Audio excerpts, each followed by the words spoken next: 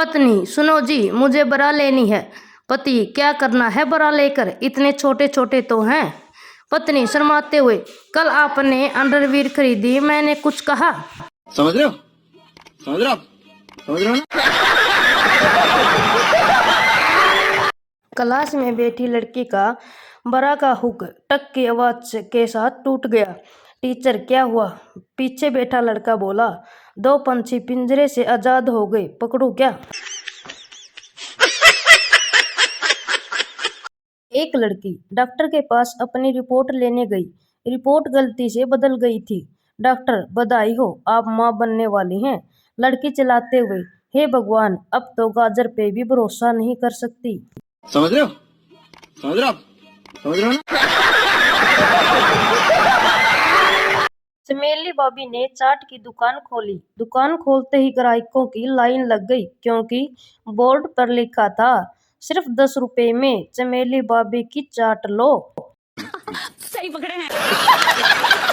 बेटी ने अपने ससुराल में अपनी माँ को फोन किया, मम्मी, मेरा उनसे झगड़ा हो गया, मैं 3-4 महीने के लिए घर आ रही हूँ, अब दिल शाम के लीजिए। माँ का जवाब सुनने के लिए माँ बोली, झगड़ा उस कमबख्त ने किया है तो सजा उसे ही मिलनी चाहिए। तू रुक, मैं ही 5-6 महीने के लिए वहां आ जाती हूँ।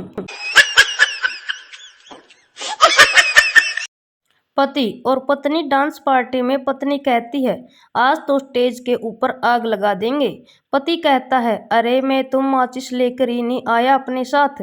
पत्नी, अरे मैं उस वाली आग की बात नहीं कर रही, मेरा कहने का मतलब है कि मैं जो आज जोरदार डांस करूंगी। पति, फिर तो लोग आज स्टेज को ही आग लगा देंगे।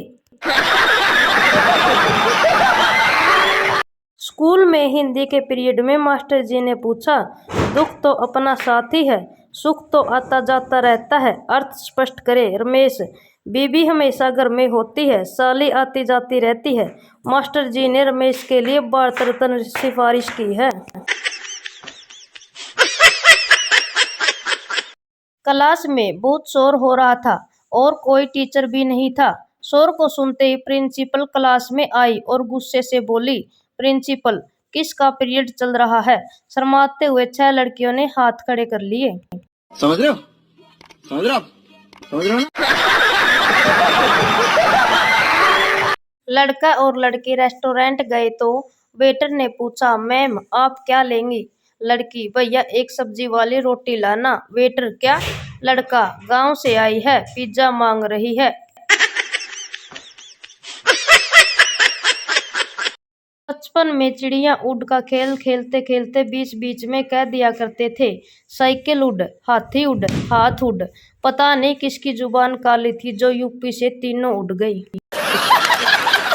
जलेबी भाभी, हाय री हाय, अब तो नवजात शिशु भी आप ज्वाइन कर रहे हैं। शर्मा जी, अरे पगली, वो नवजात शिशु नहीं, नवजोत सिद्धू होता है।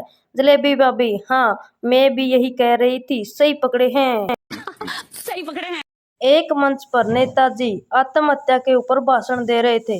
नेता, आत्महत्या करना बहुत बड़ा पाप है, कार्यकर्ता बुजदिली है और बहुत बड़ा गुनाह भी। आत्महत्या करने से तो अच्छा है कि आप अपने आप को गोली मार लें।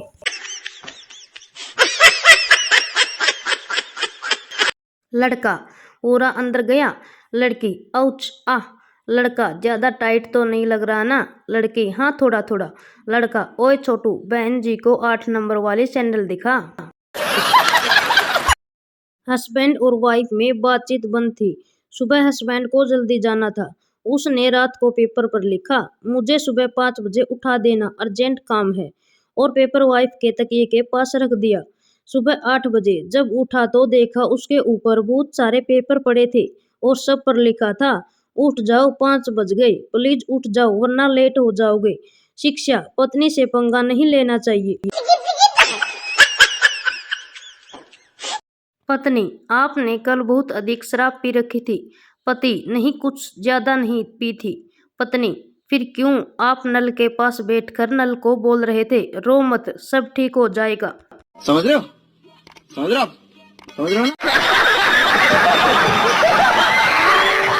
रिश्ते की बात चल रही थी। लड़के वाले, लड़का बाबू है, 4,000 तनख्वाह है और 15,000 ऊपर से कमाता है। लड़की वाले, लड़की नर्स है, 2,500 तनख्वाह है और 50,000 नीचे से कमाती है। एक लड़की को परीक्षा में कोई सवाल नहीं आ रहा था। उसने पास बैठे पप्पू से कहा, क्या मैं आपका देख सकती हूँ? पप्पू चुपके से जिप खोलकर बोला, देख लो, छोटा सा है। समझ रहे हो? समझ रहे हो आप? समझ रहे हो ना? एक लड़की छाता ठीक करवाने गई। दुकानदार, ऊपर का कपड़ा उतारना पड़ेगा और नीचे डंडा डालना पड़ेगा। लड़की, जो मर्जी करो, बस पानी अंदर नहीं गिरना चाहिए। दुल्हन, मजा आया? दूल्हा, बहुत आया। दुल्हन, अपना रिकॉर्ड ही ऐसा है, आज तक कोई कंप्लेंट नहीं आया। दूल्हा, बेहोश, अभी दिल्ली अस्पताल में है। टीचर, वो कौन सी रात है जिसमें आसमान गिरने का खतरा नहीं होता? गर्ल, शनिवार की रात। टीचर, कैसे? गर्ल, उस रात बहुत सारी टांगे ऊपर होती है। समझ रहे हो? समझ रहे हो आप? समझ रहे हो ना? आंटी, बेटा कितने कमजोर हो गए हो, कुछ लेते क्यों नहीं? मी, आंटी, बस ये तो आपकी बेटी के नखरे हैं, मैं तो कब से लेने के लिए तैयार हूँ। संता बंता को गुस्से से बोल रहा था, ये संता, यार जब मैंने तुझे खत लिखा था कि मेरी शादी में जरूर आना, तो तुम आए क्यों नहीं? बंता, ओ यार, पर मुझे खत मिला ही नहीं।